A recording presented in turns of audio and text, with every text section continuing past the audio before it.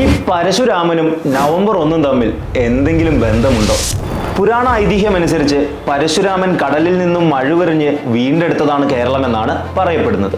എന്നാൽ ചരിത്രപരമായി 1956 നവംബർ 1 സംസ്ഥാനങ്ങളെ ഭാഷാടിസ്ഥാനത്തിൽ പുനഃസംഘടിപ്പിച്ചപ്പോൾ തിരുവിതാംകൂർ, കൊച്ചി, മദ്രാസ് പ്രസിഡൻസിയുടെ ഭാഗമായിരുന്ന മലബാർ പ്രദേശം എന്നിവ കൂട്ടിച്ചേർത്ത് കേരളം എന്ന സംസ്ഥാനം രൂപീകരിക്കുകയാണ് ഉണ്ടായത്. കഥ കേട്ട് വളർന്ന കുട്ടികൾ ചിന്തിച്ചത് പരശുരാമന്റെ കാലത്തും ക്രിസ്തു വർഷവും നവംബറും ഒക്കെ ഉണ്ടായിരുന്നു എന്നതാണ്.